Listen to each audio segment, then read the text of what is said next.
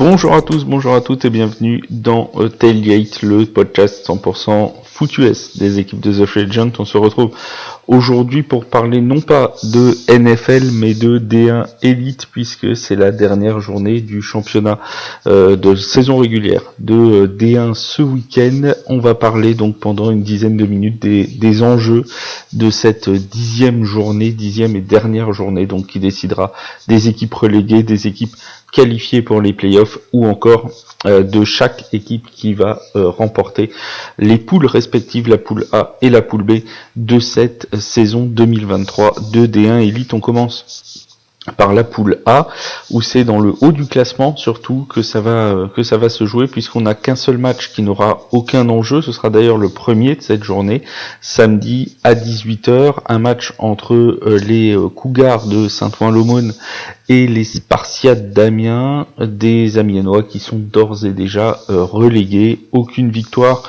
9 défaites depuis le début de saison. Ce sera donc un match pour l'honneur pour Amiens, pour ne pas terminer sans aucune victoire cette saison 2023, une saison qui aurait été catastrophique pour les Picards. Ils vont donc se déplacer chez les Cougars de Saint-Ouen-l'Aumône, qui sont juste devant eux au classement, qui n'ont gagné qu'un seul match depuis le début de l'année, c'était face aux Spartiates d'Amiens, mais avec le match nul qu'ils ont fait il y a 2 semaines contre les Molosses d'Asnières-sur-Seine, les Cougars sont assurés de rester en D1 la saison prochaine et donc d'envoyer par la même occasion les Spartiates en deuxième division, donc les Amiénois qui seront d'ores et déjà relégués et qui joueront juste pour ne pas rester sans aucune victoire cette saison. À partir de 19h par contre, samedi, dans cette poule A, on va avoir des enjeux qui vont être beaucoup plus importants. Tout d'abord pour les Pionniers de Tours et pour les Molosses d'Asnières-sur-Seine. Les deux équipes sont respectivement 3e et 4e du classement de cette D1 Elite. Les Tourangeaux peuvent, alors qu'ils sont promus cette saison, peuvent déjà accrocher les playoffs dès leur retour dans l'élite. Pour cela, l'équation est des plus simples. Pour les Tourangeaux, il suffit de gagner contre Asnières-sur-Seine. S'ils s'imposent, ils seront en playoffs. S'ils ne s'imposent pas, que ce soit match nul ou défaite, ce seront les Molosses d'Asnières-sur-Seine au bénéfice d'un match nul qu'ils ont fait contre les Cougars de Saint-Ouen-l'Aumône qui iront en play-off et qui affronteront les Ours de Toulouse qui sont d'ores et déjà qualifiés en deuxième position de la poule B. On en reparlera légèrement tout à l'heure. C'est donc un gros match qui va se jouer à Tours, puisque c'est une espèce de finale pour s'offrir cette 3e place et dernière place qualificative pour le tour de wildcard dans cette poule B. On rappelle que le premier est qualifié directement pour les demi-finales du championnat, le 2e et le 3e de chaque poule affronteront le 2e et le 3e de la poule B pour le tour de wildcard qui se disputera le week-end du 3 juin.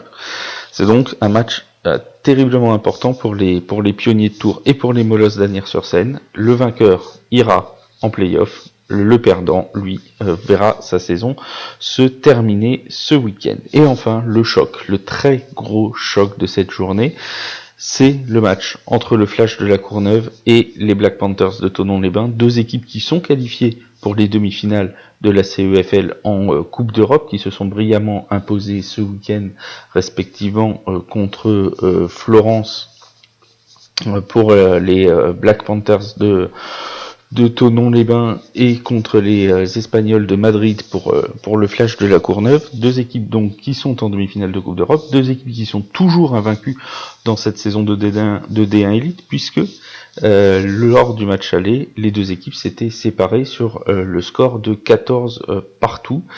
C'est aussi la réédition de la finale de 2022, du championnat de 2022, qui avait vu les joueurs de la Courneuve s'imposer. C'est donc un match extrêmement attendu, 2 des équipes les plus fortes, si ce n'est les 2 plus fortes de ce championnat, avec les Blue Stars de Marseille dans la poule B. 2 équipes qui vont donc s'affronter, et l'enjeu est simple, celui qui l'emporte va avoir le droit non seulement d'aller directement en demi-finale, mais aussi de s'offrir une semaine de repos, ce qui n'est pas une mince chose et un gain mince lorsque l'on sait que les 2 équipes sont engagées en Coupe d'Europe et qu'ils vont donc jouer quasiment toutes les semaines jusqu'à la début juillet.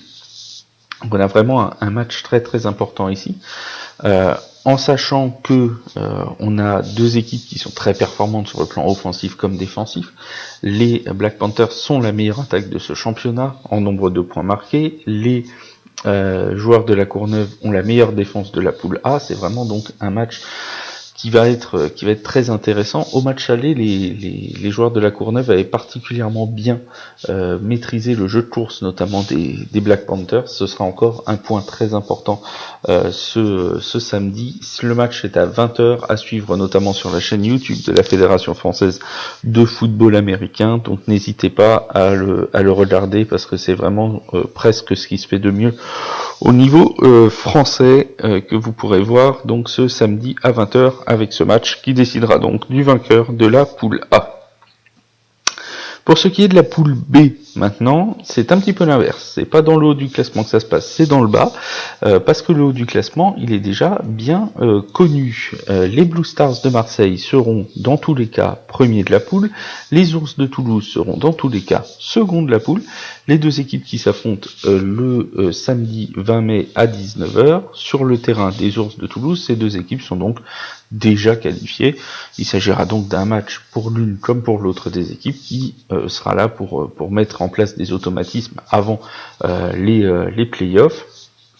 Les Ours de Toulouse qui auront donc l'avantage de recevoir pendant le tour de wildcard. Ils ne connaissent pas encore leurs adversaires, mais ils sont assurés de terminer à la deuxième place de ce classement. Alors, devant leur public, ils vont essayer de s'offrir une victoire de prestige contre les Blue Stars, qui dans tous les cas resteront donc en tête et remporteront cette poule B pour une nouvelle année, puisqu'ils l'ont déjà gagné l'année dernière, on s'en souvient. À l'époque, ils n'avaient pas perdu un seul match lors de la saison 2022, lors de la saison régulière. Le dimanche, en revanche, on va avoir un duel à distance dans cette poule B pour le maintien, puisque on a les Centaures de Grenoble qui iront jouer à 13h sur le terrain des Grizzlies catalans, qui sont déjà eux aussi les Grizzlies qualifiés en 3e position de cette poule B, qui ont déjà validé leur ticket pour les playoffs.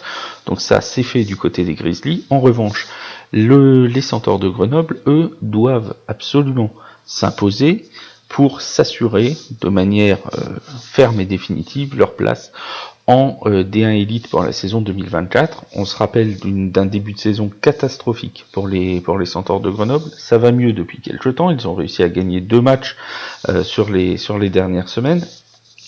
Et ces Centaures de Grenoble vont donc arriver avec une certaine dose de confiance du côté des Grizzlies catalans, et surtout avec leur destin entre leurs mains, puisqu'une victoire les assure, quoi qu'il arrive, d'une place l'an prochain dans l'élite du football français.